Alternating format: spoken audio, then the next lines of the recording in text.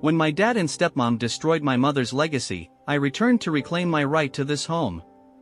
My name is Jessica, and I grew up in a house that could only be described as enchanting. It wasn't just any house, it was the home my grandfather constructed with his own hands, where every nook and cranny held a cherished memory. My mother inherited it from her parents, and I spent my formative years within its walls. Life was relatively ordinary until I turned 13, and that's when everything shifted. I can still vividly recall sitting in the doctor's office with my mom when she received the devastating news about her cancer.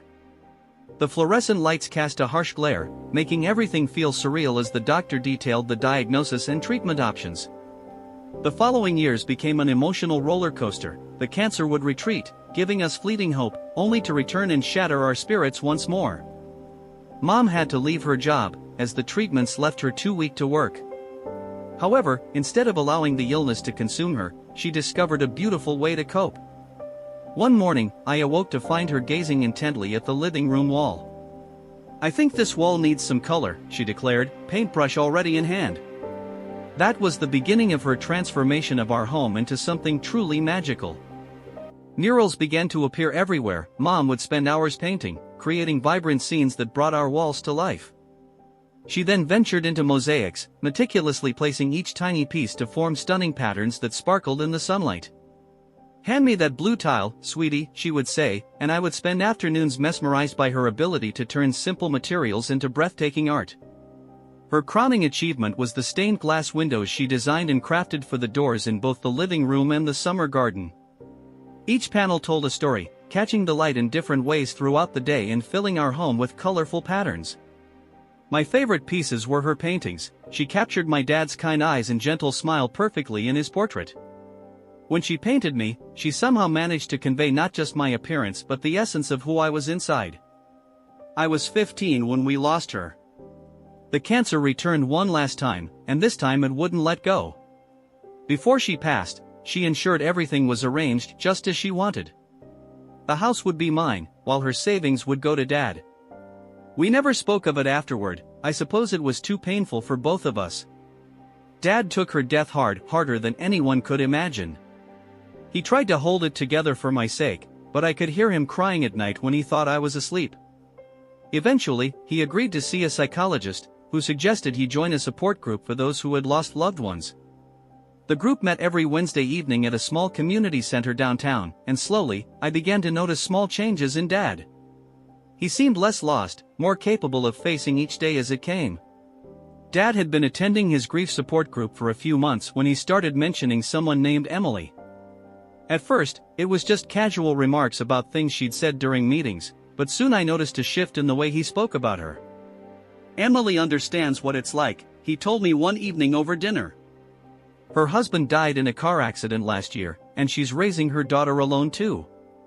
I remember the first time he invited her over for dinner. She arrived with a homemade cherry pie and a nervous smile.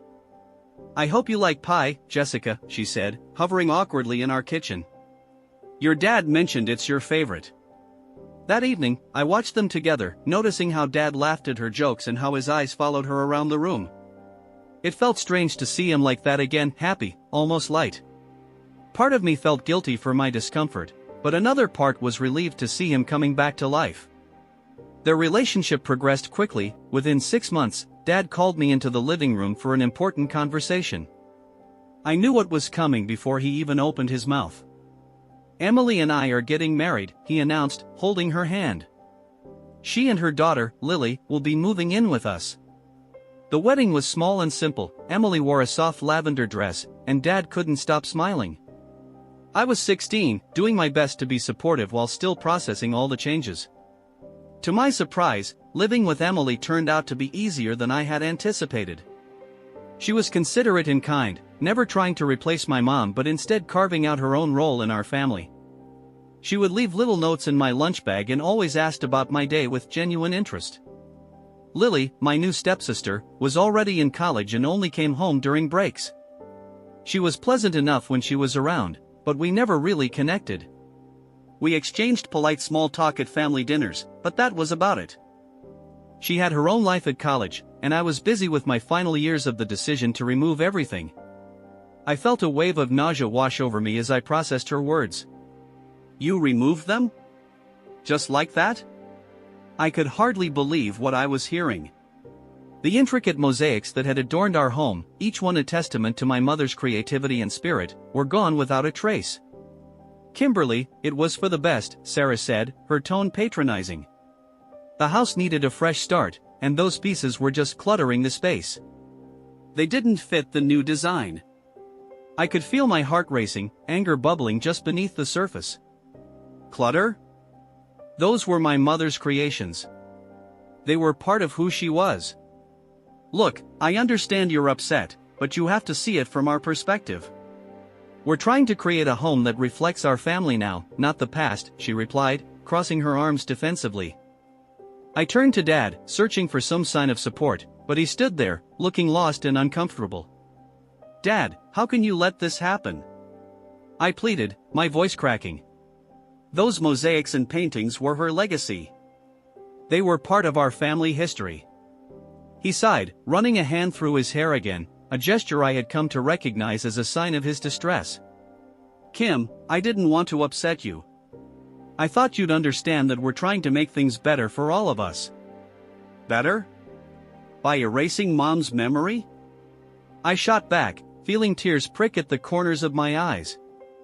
You're not making things better, you're destroying everything she worked for. Sarah stepped forward, her expression shifting from feigned sympathy to irritation. You need to let go of the past, Kimberly. Your mother is gone. Holding onto her artwork isn't going to bring her back. I felt a surge of frustration. It's not just about the artwork. It's about remembering her, honoring her memory. You can't just wipe her away because it's convenient for you. Enough. Dad finally raised his voice, startling both of us. This isn't helping anyone. We need to find a way to move forward as a family. Move forward? I echoed incredulously. You mean move forward by pretending she never existed? By turning our home into something unrecognizable? The tension in the room was palpable, and I could feel the weight of my emotions pressing down on me. I took a deep breath, trying to regain my composure. I'm not trying to cause problems, but I can't just stand by and watch you destroy everything that meant something to me. Sarah's expression hardened, and I could see the frustration boiling beneath her calm facade. You're being unreasonable, Kimberly. We're trying to create a life here, and you need to accept that. I shook my head, feeling defeated. I can't accept this. I need to go back to school. With that, I turned on my heel and walked out of the house, my heart heavy with grief and anger.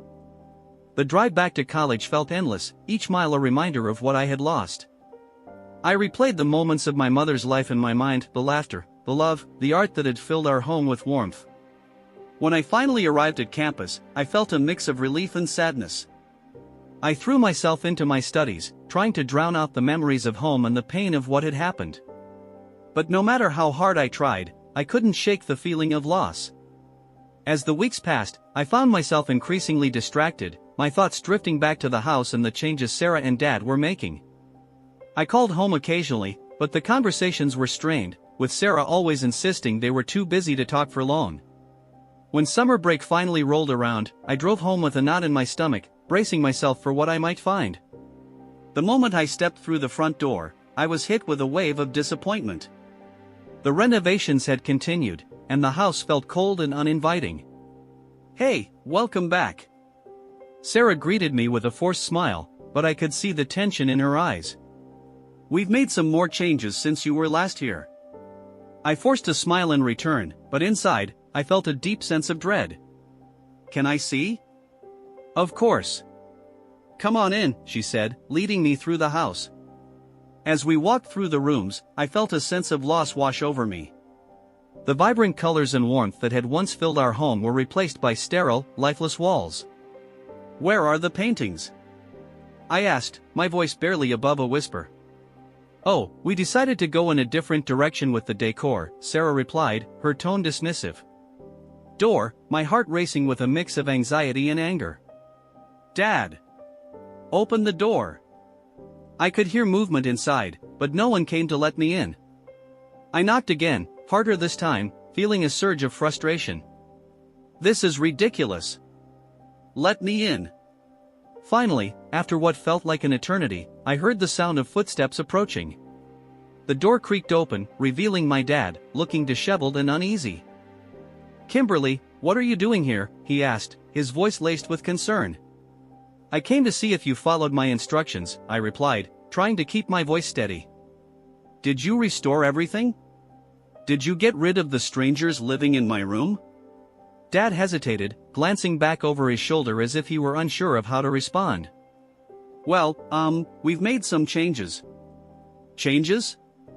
I echoed incredulously. "What kind of changes?" "I told you to restore everything to how it was." "Sarah and I thought it would be best to make some adjustments," he said, his eyes darting away from mine. "We didn't want to upset you, but we also wanted to make the house more livable for everyone." "Livable for everyone?" I felt my voice rising. "This isn't about everyone. This is about my mother's legacy. You can't just erase her memory because it's convenient for you." "Kimberly, please," Dad said, his tone pleading. "Let's just talk about this calmly." "Calmly?" I scoffed. "How can I be calm when you've let Sarah turn my home into a shell of what it used to be? Where's my room? Where's my mom's artwork?" "Your room is being used by Rachel and her boyfriend," he admitted, his voice barely above a whisper. "They needed a place to stay, and we thought it would be okay." "Okay?" I interrupted, my anger boiling over. "You thought it would be okay to let strangers live in my room without even asking me? This is my house, Dad. I have every right to be involved in what happens here." I know, he said, raising his hands in a gesture of surrender. "But you've been away at college, and we thought you wouldn't mind." "Mind?" I repeated, incredulous. "How could I not mind? This is everything I've fought to protect. You're letting Sarah destroy my mother's memory, and you're just standing by and letting it happen." "Kimberly, please," Dad said again, his voice strained. "Let's just take a step back and think about this." I shook my head, feeling tears of frustration welling up in my eyes. "I don't want to think about it. I want things to go back to how they were. I want my mom's artwork back, and I want my room back. If you can't do that, then I don't know what to say." "Let's just talk about this inside," Dad urged, stepping aside to let me in. I hesitated for a moment, but the thought of confronting Sarah again pushed me forward. As I stepped into the house, I was hit with a wave of disappointment. The walls were still bare, devoid of the warmth and color my mother had infused into every corner. "Where's the artwork?" I demanded, looking around. "Oh, we decided to go with a more minimalist approach," Sarah chimed in, appearing from the kitchen with a forced smile. "It's all about creating a clean, modern aesthetic now." "Modern?" I scoffed. "You mean soulless. You stripped this house of everything that made it a home."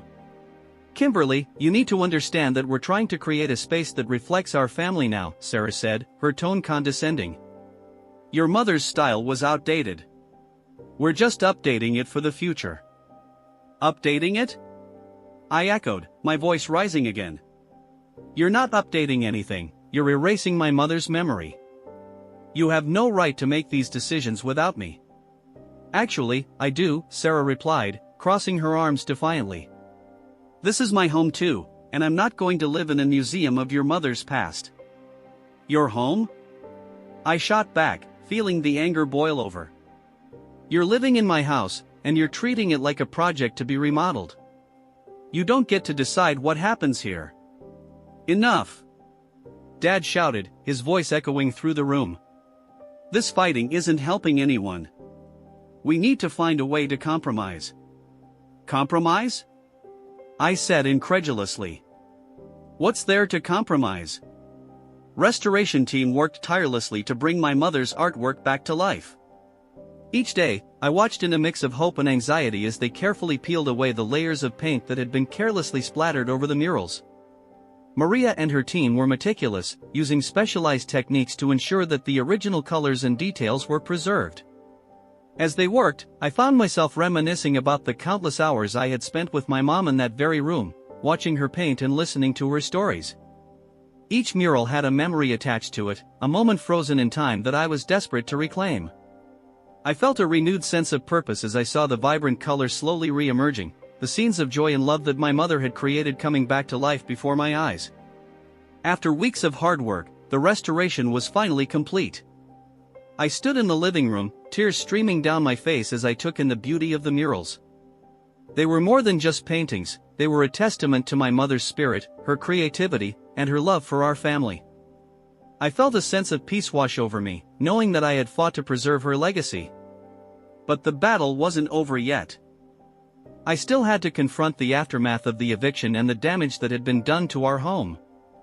I decided to take legal action against Sarah and Dad for the destruction of my mother's artwork.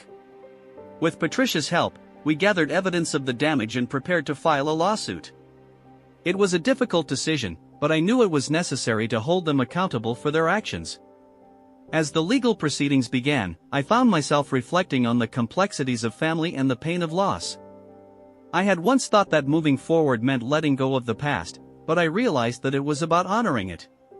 My mother's memory would always be a part of me, and I was determined to ensure that her legacy lived on. The court hearings were tense, filled with accusations and emotional outbursts. Dad and Sarah tried to paint me as the villain, claiming that I was being unreasonable and selfish. But I stood firm, presenting the evidence of the damage and the emotional toll it had taken on me. I spoke about my mother's love for her art and how it had been a source of comfort during her illness. In the end, the judge ruled in my favor, ordering Dad and Sarah to pay for the damages and to acknowledge my ownership of the property. It was a bittersweet victory. While I felt a sense of justice, I also mourned the loss of the family I once knew. After the ruling, I took some time to reflect on what had happened. I realized that I needed to focus on healing and rebuilding my life. I decided to stay in the house, not just as a place to live, but as a sanctuary for my mother's memory. I began to fill the walls with her artwork, creating a space that honored her legacy and brought me comfort. As I settled into my new routine, I found solace in the memories of my mother. I started painting again, inspired by her passion and creativity. I transformed the garage into a studio, where I could express myself and keep her spirit alive. Each brushstroke was a tribute to her, a way to connect with the love and joy she had shared with me. Over time, I began to heal from the pain of the past. I learned to embrace the memories of my mother without letting them weigh me down. I found strength in my art and in the community that surrounded me. Friends and family began to visit, and I opened my home to them, sharing the stories behind each mural and painting. As I looked around at the vibrant colors and the warmth of the space, I felt a sense of hope for the future. I knew that my mother would always be a part of me, guiding me as I navigated the challenges of life. I had fought to preserve her legacy, and in doing so, I had found my own voice. In the end, I realized that moving forward didn't mean forgetting the past, it meant carrying it with me, honoring it, and allowing it to shape who I was becoming. My mother's love and creativity would always be a part of my journey, and I was determined to make her proud. The restoration team meticulously stripped away the new paint, and it felt like witnessing a miracle unfold. With each passing day, more of my mother's artwork emerged from beneath the bland covering that Sarah had chosen. The tree in the living room, the garden scene in the hallway, the abstract patterns in the dining room, they were all still there, waiting to be uncovered. The paintings proved to be more challenging. The team worked painstakingly to remove the paint that had been thrown on them, using specialized solvents and the most delicate touch. One by one, my mother's pieces came back to life: my portrait, the landscape she had painted from her hospital window, the still lives she had created during her better days. They all slowly emerged from beneath the destruction. Dad's portrait was the only casualty. The paint they had used on it was different, more corrosive, and there was no way to save it. But as I watched the restorers wrap up the ruined canvas, I felt a strange sense of relief. After everything that had happened, I didn't want his face watching me from my walls anyway. The mosaics were a different story. The pieces hadn't just been removed, they had been smashed, scattered, thrown away. There was nothing left to restore, and that loss hit hard. I remembered sitting with Mom for hours, watching her place each tiny piece with such care and precision. But the stained glass windows? Those I wasn't ready to give up on. I had photos of them on my phone, pictures I'd taken during happier times. Armed with these images, I started visiting every stained glass workshop in the area. At the fourth shop, something magical happened. The owner, an older man named George, studied my photos with increasing interest. "These look familiar," he said, adjusting his glasses. "Wait here." He disappeared into his back room and returned with a ledger. "About 3 months ago, a woman brought in some doors with stained glass panels. She said they were damaged and needed to be disposed of." My heart leaped. "Yes. Those are my mother's work. Do you still have them?" "They're in pretty rough shape," he warned. "Some pieces are missing entirely." But he paused, studying the photos again. "With these reference images, we could recreate the missing sections, match the colors, the patterns. It wouldn't be exactly the same." "Please," I interrupted, desperation creeping into my voice.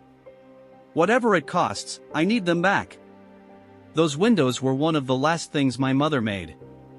George and his team worked for weeks, carefully repairing what could be saved and recreating what couldn't. When they finally finished, the windows were almost exactly as I remembered them. There were subtle differences, a slightly different shade of blue here, a slightly different pattern there, but my mother's original design still shone through. It took 6 months to bring the house back to life, but finally, standing in the restored living room, I felt like I could breathe again. Mom's art once more filled the spaces with color and life, almost as if she had never left. But I knew I couldn't leave the house vulnerable again. I needed someone reliable to rent the house while I was at college, someone who would respect the property and its history. I told Janet, the realtor my Aunt Susan recommended, about my needs. "I have a few potential tenants in mind, professional couples, no kids or pets, people who appreciate unique homes with character." We spent weeks vetting potential renters until we found the perfect match, a literature professor and his wife, an art curator. We signed a lease with strict conditions about maintaining the house's artistic elements, and I finally felt like I could return to college knowing the house was in good hands. As for Dad and his new family, I heard bits and pieces through the family grapevine. They found a rental apartment across town, nice enough, but nothing like our house. Rachel and Mike got their own place too, a small starter home where they were raising their baby. Sometimes I saw them at the grocery store when I was home visiting, and we all pretended not to notice each other. Aunt Susan told me Dad tried to justify his actions to the family, claiming he was just trying to move forward with his life, but nobody bought it. They all remembered how Mom had transformed that house with her art during her illness, how each piece told a story of love and resilience. Sometimes I looked at old family photos and barely recognized the people in them. The dad who taught me to ride a bike seemed like a stranger now. The house taught me that family isn't just about blood or legal ties, it's about honoring the love that built your foundation. I don't regret cutting ties with Dad. His betrayal went deeper than just the house or the art. He tried to erase Mom's memory, to paint over her legacy like it meant nothing. Some things can't be restored, no matter how skilled the craftsman.